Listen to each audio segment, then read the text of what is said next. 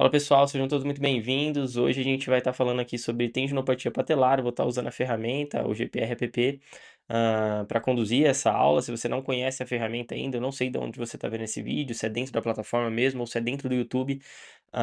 Caso você esteja no YouTube, aqui embaixo na descrição vai ter o link da plataforma, você consegue conhecer como que funciona, tem um vídeo tutorial lá.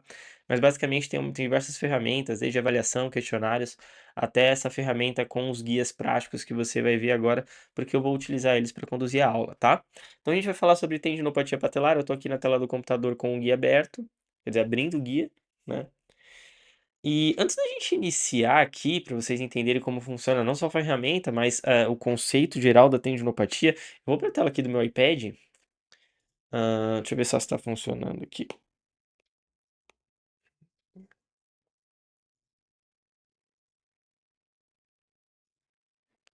Pronto. Acho que agora tá ok. Vamos lá. Funcionando. Vamos lá. Bom, eu tô aqui na tela do iPad, então, só para a gente entender um conceito básico sobre tendinopatias, tá? Quando a gente fala em tendinopatia, principalmente agora considerando o membro inferior, tá? A gente fala não necessariamente na predominância de uma química inflamatória, mas sim numa reatividade celular. A gente tem células aqui nessa região do tendão, né?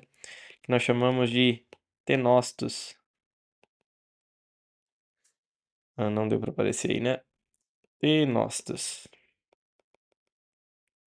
Basicamente, essas células são responsáveis por compor a matriz de colágeno, que basicamente é o tecido que compõe o tendão, né?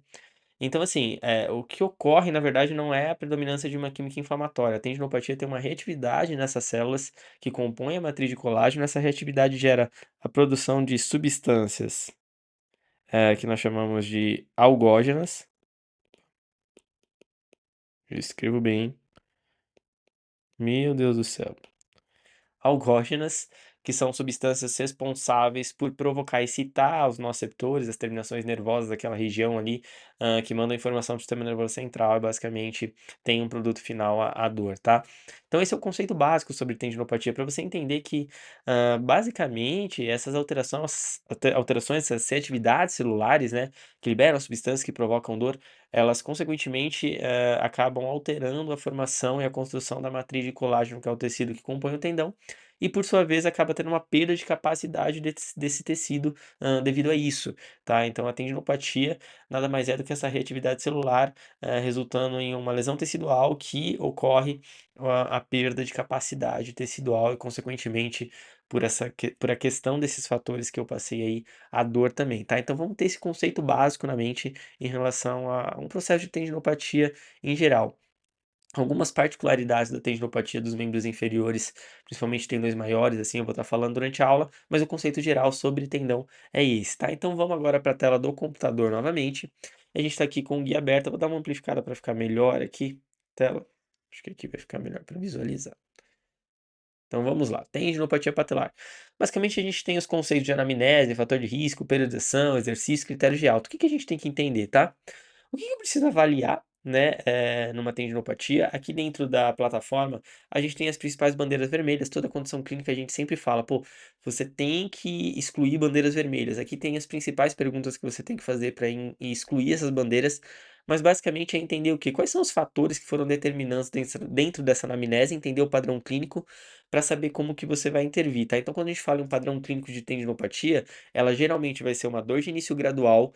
Comumente ela não apresenta sintomas elevados durante a prática do esporte, atividade física. Pior, né, com após a demanda e não necessariamente durante a prática da atividade. A gente tem hoje o perfeito entendimento que o tendão ele é um tecido branco com vascularização baixa. Então, quando ele esquenta, né, quando você aquece, a dor tende a desaparecer ou regredir bastante. E aí, no pós, quando o corpo esfria, dia seguinte, é quando você tem a noção total da carga que foi, da demanda que foi aplicada sobre aquele tendão, tá? Então é importante a gente entender esse conceito. Em momentos de alta irritabilidade, pode haver a presença de dor noturna, ou matinal, né? Aquela rigidez matinal que melhora conforme você se movimenta, justamente devido a esse fato do tendão aí acabar vascularizando mais, tá? E aí, o que que você tem que entender na avaliação? Quais foram os fatores determinantes para aquela condição? tá. Então será que teve aumento abrupto de volume de treino? A periodização semanal de exercícios desse indivíduo, ela tá eficiente? Qual que é a prática de atividade dele? Quem que é? Qual que é o contexto dele? Houve uma redução de capacidade física por algum tipo de evento aí que ocorreu, alguma questão ocorreu que teve uma redução de capacidade? Então, esses fatores dentro da anamnese eu já consigo extrair, tá. Mas o que que é importante? Além desses fatores, a gente entender quais são os fatores modificáveis e os déficits funcionais que uma tendinopatia patelar pode causar, né. Então, como principais fatores dentro da literatura hoje, a gente tem essa questão do desequilíbrio entre demanda e capacidade, então avaliar bem a periodização, o volume de treino da atividade que esse indivíduo pratica, histórico de lesão prévia, então se ele já tem uma recorrência de dor nos últimos 12 meses relacionada a esse mesmo tendão, isso é um fator de risco, tá, para o aparecimento de novas queixas, e hipomobilidade de tornozelo é um fator que a gente tem bem descrito ainda na literatura aí, em relação à mobilidade dorsiflexão de tornozelo, tá.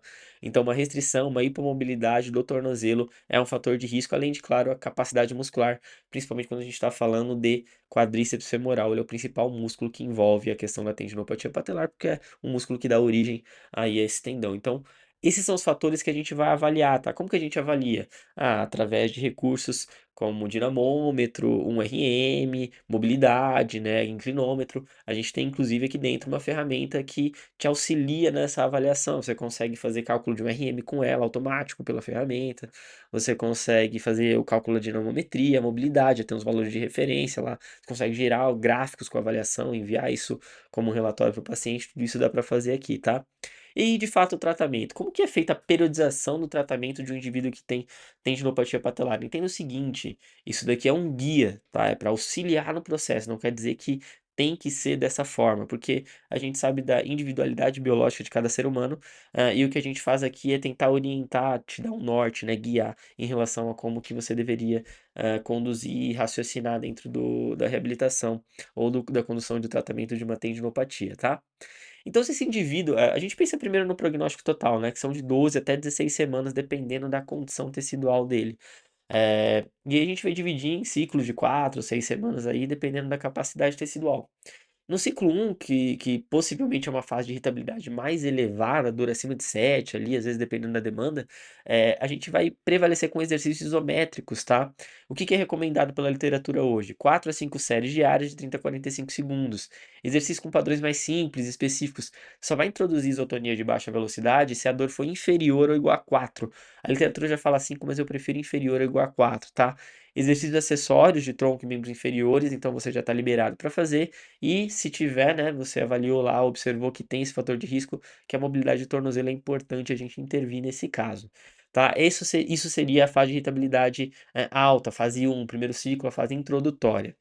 Hã Fase intermediária, a gente já está falando de uma irritabilidade moderada, então ele já está baixando ali daquele limiar de dor acima de 7, está entre 4 e 6 ali mais ou menos, a gente já consegue introduzir isotonia, lenta, pensando que durante a execução dos exercícios ele não pode, atingir uma dor superior a 4 e observar muito no pós, tá.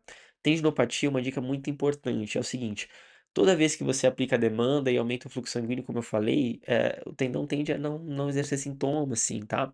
Então é importante que você entenda como que ele ficou no final do dia e como que ele ficou no dia seguinte.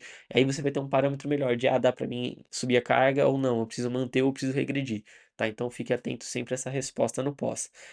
Aí a gente já vai colocar um volume de 15 a 18 séries por semana, pensando no quadríceps, claro.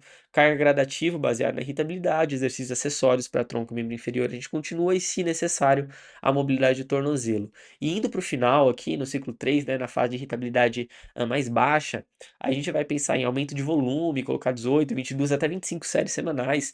Você pode estar colocando aí, distribuindo isso durante a semana, né? Exercício isotônico lento, já evoluindo para excêntrico de maior complexidade, adicionar as pliometrias, né? Que é o ciclo concêntrico, excêntrico aí. Não esquecer dos acessórios, pensar em o que que o meu indivíduo faz, o que mais ele precisa para desenvolver aquela função. Pensar em quais exercícios eu vou utilizar para transferir para a demanda esportiva, tá? E exposição gradual à demanda do esporte, dependendo do esporte, você vai pensar.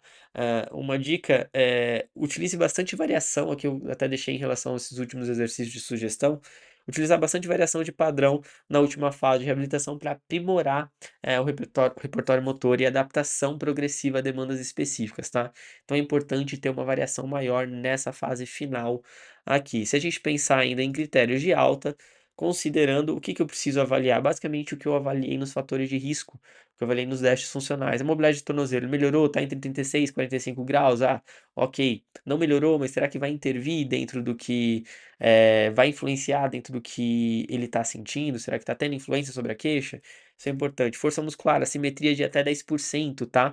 Então, tem que avaliar a força de forma quantitativa. Usa a ferramenta se estiver disponível para você conseguir ter esse dado quantitativo e monitorar ele, tá? Relação muscular 2 para 1. A gente espera que o quadríceps faça aí, em média, o dobro de força que faz os isquiotibiais. Então é interessante você avaliar os dois para ter bem esse parâmetro, tá? E prática esportiva, a gente espera que tenha uma dor durante ou no pós, né? Principalmente no pós ali, que seja igual ou inferior a 3, tudo bem? Então monitorar essa queixa sob demanda esportiva. O questionário mais utilizado, tanto na avaliação quanto para critério de alta, é o questionário VISA-P. Tem esse questionário aqui dentro da plataforma, tá? Então essa foi uma aula breve sobre tendinopatia patelar, em torno de 10 minutos aí, espero que tenham gostado, que consigam absorver o conteúdo, dá uma vasculhada ali na ferramenta, o link tá aqui na descrição, ou se você já estiver nela, passe pela avaliação ali, veja como que funciona, se você não souber ainda, tá? Então vejo vocês numa próxima aula.